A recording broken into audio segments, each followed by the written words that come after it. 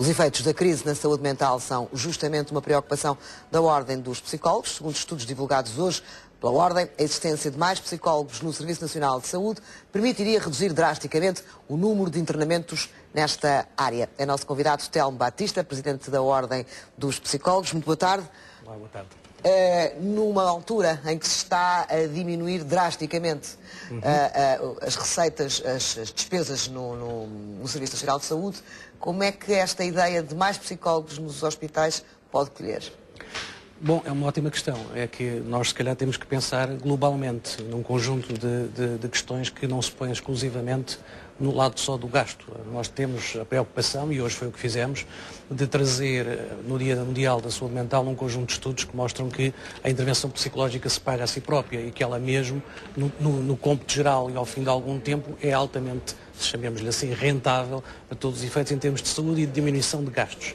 E por isso o que nós estamos a falar aqui é dizer que há, neste momento, intervenção psicológica focalizada, breve, que ajuda as pessoas, tem que ser disponibilizada, particularmente nesta altura.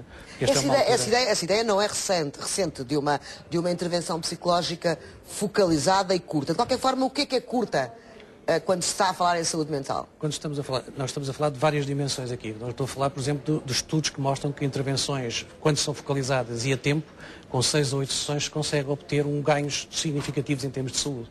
E é isso que estamos a falar aqui de intervenções. Estamos a falar aqui não de problemas psiquiátricos, estamos a falar de problemas psicológicos, isto é, de crises que qualquer pessoa pode passar em alguma altura da vida. Sim. E que existem, sobretudo, quando tem dificuldades, não é? Sim, também estamos a falar aqui, naturalmente, de problemas psicológicos vários, ansiedades, as questões da depressão, depressões moderadas e ligeiras, estamos a falar muito das perturbações de stress. Todas estas áreas são áreas que são muito comuns acontecerem e acentuarem-se, naturalmente, nesta altura. Elementos de crise económica. E por isso talvez, fala-se tanto neste país, ou falou-se sempre tanto de prevenir isto, ora, os custos acrescidos que tem de deixar que a coisa se desenvolva são muito maiores. E o que nós estamos a dizer é assim, numa perspectiva preventiva ou precoce de intervenção, nós temos que ter disponibilidade destas intervenções. E por isso nós também fazemos estas coisas noutras dimensões da nossa vida.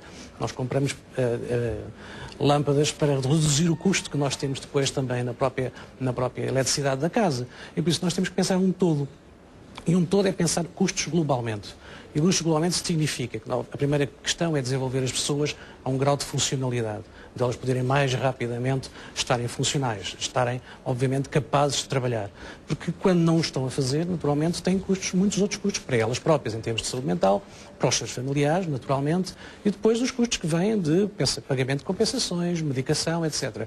Quando se faz essa computação global, está-se a ver-se muito claramente que a intervenção psicológica compensa. E os estudos são claríssimos nesta fase. São claríssimos no apontar, e outros serviços têm feito, por exemplo, os estudos ingleses da London School of Economics têm demonstrado claramente que estas intervenções são intervenções que se pagam a si próprias.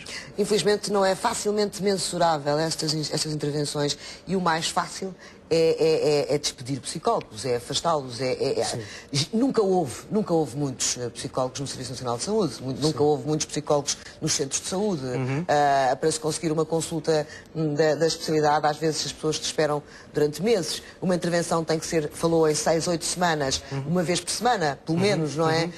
Quem é que tem direito a esse tipo de luxo? É quem pode pagar. Sim, muitas vezes é quem pode pagar e por isso nós queremos que ele não seja só para quem pode pagar, que seja mais disponível, que seja mais acessível. Nós já temos psicólogos nos centros de saúde e nos hospitais, obviamente poucos. Que a questão é que são poucos. E mais numa altura em que precisamos mais. E por isso o que nós estamos a dizer é de facto isto, vamos esperar para quando pô-los lá, não é? Quando eles são mais precisos ou quando de facto depois as coisas todas já estiverem ultrapassadas. Não é mais fácil resolver as coisas com um comprimido, como tem acontecido até agora? Não sei se é mais fácil, mas o que acontece é que muitas, mesmo as próprias pessoas, hoje sabendo que existem alternativas, até preferem. Ou até preferem ter alternativas combinadas, que têm resultados muito rápidos, às vezes na própria intervenção. E por isso estamos a falar aqui de ter melhores alternativas combinadas, por exemplo, que permitem às pessoas ter uma recuperação mais rápida.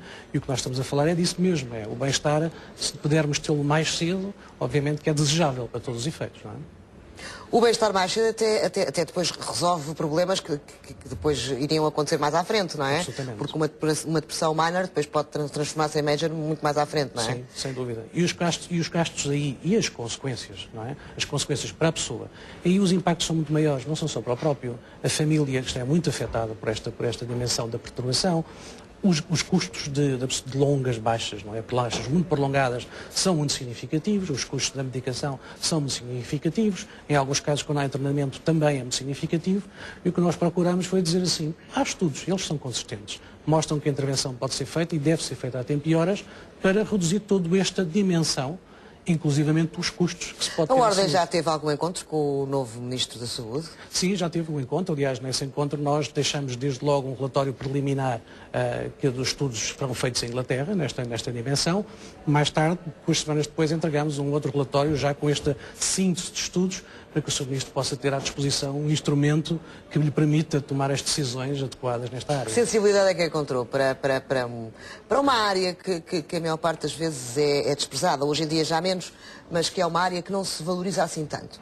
Bom, eu penso que houve uma boa recepção naturalmente destes estudos, é naturalmente que é importante neste momento transformá-los em ação, não é? E isso é que nós esperamos, que estas ações se vão tomando consecutivamente para que as pessoas possam de facto ter uma cobertura aceitável. Já não estamos a pensar em coisas extraordinárias ou nas grandes recomendações em que temos que ter, nós sabemos que isso é impossível, mas ter uma cobertura aceitável já é aquilo que seria um bom objetivo para todos nós e um ganho de saúde para todas as pessoas. Os problemas de saúde mental estão de facto a aumentar com a crise económica? Sente isso na clínica? Os dados mostram isso, a clínica mostra isso. Ou seja, eu falei muitas vezes que há um sentido grande e crescente de desmoralização.